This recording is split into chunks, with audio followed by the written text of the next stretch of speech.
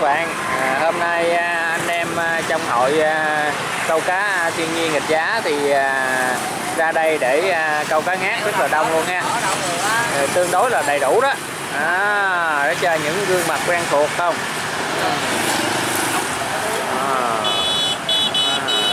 Em này mới lên một con cá ngát đây. Nãy mình không có quay kịp, mình mới ra thôi. Cá ngát này cũng đỡ vừa vừa.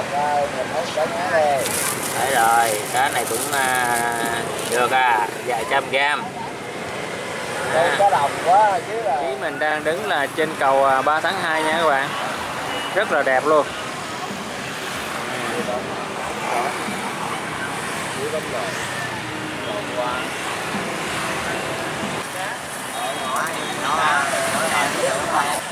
Bên kia đường cũng có mấy anh đang câu nha các bạn.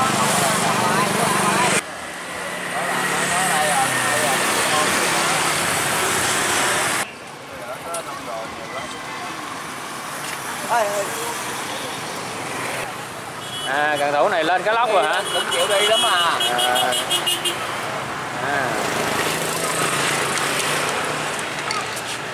Wow, bữa nay tập trung ở cầu 3 tháng 2 quá trời luôn nè.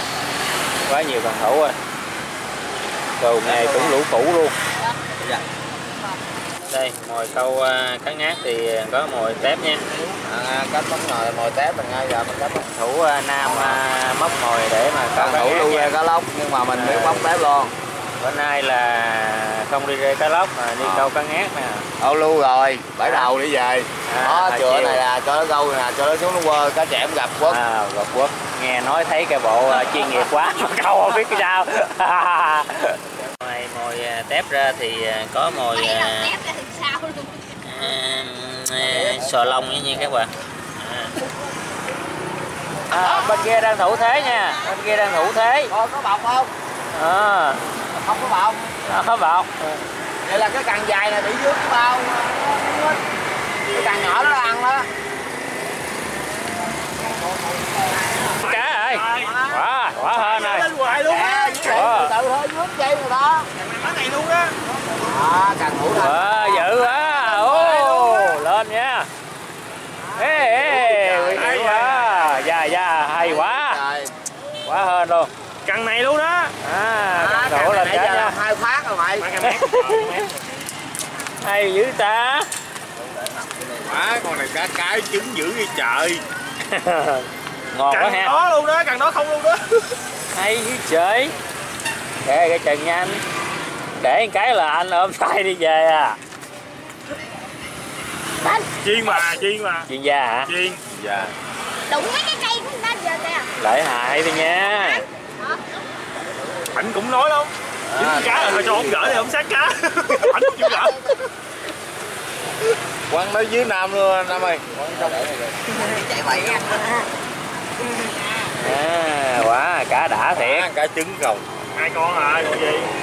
Cần nó một luôn. Một cần luôn đó. Đúng ha, cần lên hoài luôn ha. Quá đã. Chỉ lượt 2 cây chứ phải 1 cây. Chỉ lượt 2 cây còn này cần cái đâu? Không câu. Câu bữa nay không câu. Chỉ câu để từng. Hả? Chỉ câu 3 từng. Cái gì? Tại cái gì? Câu có một chuyện. 2 con nha các bạn nha. Hai này không có để gì gọng nữa trời ha. Để chết hết rồi, không có đồ gọng. Trời ơi, cái trứng kìa. Đó là con trứng á. 2 ẻm nha, quá lợi hại luôn. Cần thủ mới vừa lên cá nha các bạn nha. Quá lợi hại.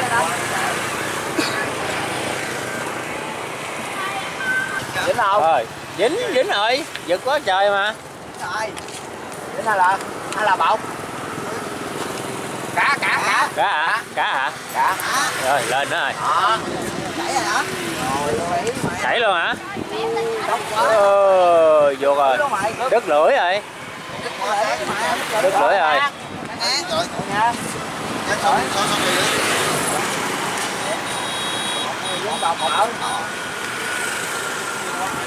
Quặt ghê luôn à.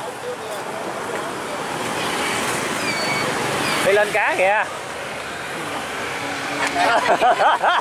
Nam đi ra đây Nam ơi. Anh chơi rất vui lắm. Đây là. Trời ơi, quặt cái lọc luôn á. Đến luôn Nam lại. Đến rồi, Nam lại, đến rồi. Nam lại dạ đây luôn.